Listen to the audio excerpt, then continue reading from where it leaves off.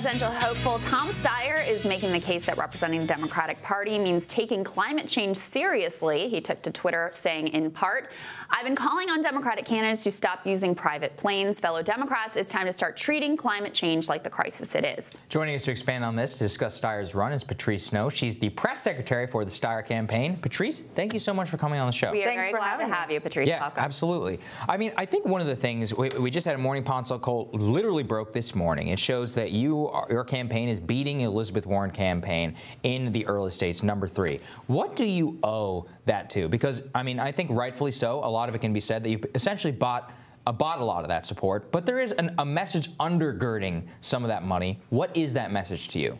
The message is that Tom is ready to make systemic change in Washington, D.C. He's always said that Washington has a corporate stranglehold on it right now, and he wants to come in and change that. And I don't think necessarily Tom has bought anything. I think Tom could have all the money in the world, but if he didn't have a message that was resonating with people, particularly in states like South Carolina and Nevada, where the demographics are a little different from Iowa and New Hampshire, he wouldn't be doing well, and he is doing well. So I think that it's more than just buying the election. I think he has a message that is resonating. Sure. On the money, the last number I saw is $123 million spent on the airwaves. He and Bloomberg, the other billionaire in the race combined, have spent far more than all the other candidates combined. I mean, does that trouble you, like as a progressive, as a Democrat? Does it trouble you that kind of money injected into our system? Because I think it's fair to say if you had a random person who didn't have that kind of money to put it out there on the airwaves, they wouldn't be at 15% in the early states right now. So is that fundamentally fair? It is not. It does not trouble me at all. I think it's just a narrative from Washington, D.C. that Tom is trying to buy the election. If Tom didn't believe in what he was doing, he's a brilliant man. He's not going to just take his money and put a match to it. If he didn't believe he had a message and he could fundamentally change the way Washington works, he wouldn't be running. He's a 62-year-old man worth over 1.6. Why not compete then in the same way that everybody else does with grassroots donations, gathering support across the country? Right. He absolutely is. He has over 70 staffers in Iowa. He has over 40 staffers in Nevada. He has over 80 staffers in South Carolina. He is on the ground. It's not just about the airwaves, but he is on the ground recruiting community organizers that are from the communities that they organize. But, I mean, why not rely on grassroots donations, though, and support? If it's an even playing field and it's not his money that's getting him this support, why not compete in the same way the other candidates are by gathering up support, asking for donations in small dollar increments across the country? Why not prove it out that way and take the billionaire piece off the table? Well, look, he has the resources to get his message out. And in order to defeat Donald Trump in November, we're going to have every resource available. So if he has the resource, why not maximize it? So, Patrice, let me put it to you this way. People look at the money, $123 million from the Steyer campaign, I think 200-something million from the Bloomberg campaign. They say that's over $300 million that could be going to charity. If Tom really believed in his message, why doesn't he use it in a philanthropic way whenever, I mean, it's a very unlikely road to the nomination, and it's seen as, like, as I said before, as a way of buying influence in a political process, which turns off a lot of Americans. What's your response to that? Tom started Next Gen America and started Next Gen Climate almost 10 years ago.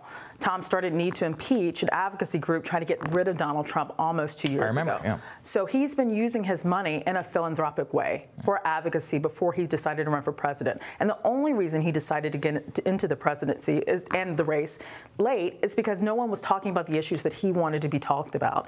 So it's not just that he's not using his money where his mouth is. He has been using his money where his mouth is. But he sees where Washington needs to be changed. There's something fundamentally wrong with the way the city operates, which is affecting everyone across all races, all demographics, and he's going to use his resources to do it. So the issue that he's brought up in particular is climate change. He believes, as I do, that should be central to the debate. What separates his climate change plan from Bernie Sanders is widely recognized to have the most ambitious plan. He was endorsed by the Sunrise Movement because the ambitiousness of the scope of Sanders' plan. What separates Tom on that front? Well, what he has said is he would make climate a day one emergency. The first day that he enters the White House on January 20th, he would make the #1 emergency. The presidency only has a small window to make a difference. You know, Barack Obama used his small window to make a difference to pass the ACA, and he wants to do the same thing on climate change. So it's a matter of priorities. Absolutely. What you're saying. That's absolutely right. It'll be his #1 priority, and it'll go in a way that'll have climate justice across all communities. You know, it's not just climate disproportionately affects brown and black communities. If you look at Flint, Michigan, Denmark, South Carolina, Newark, New Jersey, it's clearly affecting the black community and the brown community more than anyone else. No doubt about it. And yet, Tom is the only candidate on the stage who's openly said that he removed tariffs on China, which is the largest emitter of carbon in the world. Why does he have such a soft position whenever it comes to China? There's some speculation that it has to do with this billionaire entanglements with the country. Of course not.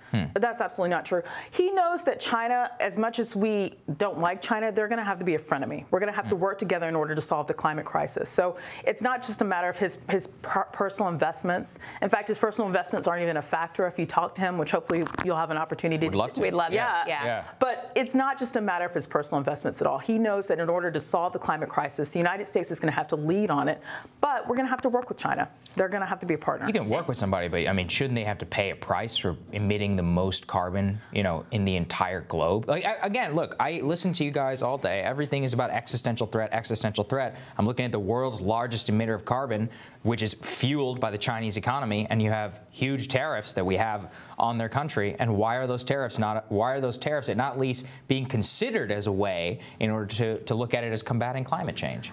Like I said, we're going to have to work with China. We're going to have to bring them to the table. Oh, we're working with them right now. You can still tariff them. Well, right, but we're going to have to work with China. They're essentially a frenemy of ours. So in order to get it done, in order to help solve the climate crisis, the United States is going to be able to lead. And if we want to lead and have China follow, we're going to have to work with them. Sure. Why should the American people trust Tom to be the climate change president when some of his money was made from fossil fuels? Look, Thomas said when he worked at his old job, when he was at Fairlawn, he didn't know the danger that fossil fuels cause. Many of us, I'm probably too young for it, but many of us who, in our parents' generation, when they were working, they didn't understand the threat that fossil fuels and climate change was. Now that he does, he's had a total change of heart. He's divested all of his investments from fossil fuels, and he's ready and willing to call climate change an emergency on day one when he enters the White House. How does Tom look at the financial industry writ large? That's how he made his money. I mean, he made $1 billion essentially gambling on and arbitraging something in the market. Does he think that's a good and efficient way to make money in this country? Look, Thomas said that unchecked capitalism is hurting America. Capitalism is not a bad thing. Markets are not a bad thing. But when it's unchecked, when we have no regulations, when everything has been deregulated, when power has been taken away from agencies like the Consumer Financial Protection Bureau, that is hurting America. So Tom believes in markets. He believes in capitalism. I mean, he has an MBA from Stanford. The man clearly believes in capitalism. But unchecked market has hurt capitalism, and it disproportionately black and brown people. All right, so what is the path? Tell us, how does this end up with Tom Steyer as president? Sure. Well, the path is through states like South Carolina and Nevada and North Carolina on Super Tuesday and Colorado.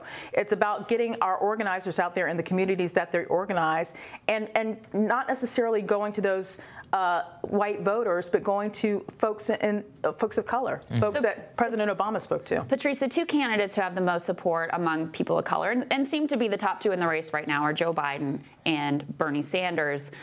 What is it that you think, why do you think that they fall short on the issues of concern to voters of color? Because most of the polls that we've seen, people are pretty happy with their choices. They like Bernie, they like Biden, they think they've got good options already. So what do you see as areas where they fall short? What is the lane that Tom can occupy there? I don't want to speak on other candidacies. I don't want to speak on Bernie or Joe Biden, but I also have seen polls that said 40% of the electorate hasn't decided where they're going to go yet. So I think there's a lot of opportunity to talk to those voters and talk about Tom's message and what he plans to do for them. And particularly with the black and brown communities, how he's going to disproportionately or proportionally help them. Yeah. One of the first things I noticed about Tom was the language that he used around race. He says things without flinching. He's for reparations. He's for helping communities of color with climate change and other issues. So I think there's a lot of room there in states, like I said before, South Carolina, and Nevada, and Arizona, and North Carolina, and even in the Deep South, where a lot of those folks aren't even registered to vote. If we can get those folks registered to vote and out, the whole thing can change. The whole game is on the table right now. Well, we're going to keep our eye on that. Thank you so much, Patrice. Thanks for having me. I appreciate it. We really appreciate it. Thank you. I appreciate it. Coming up, Nebraska Democratic Party Chair Jaden Cleave explains how the Democratic Party can win back rural voters. That is next.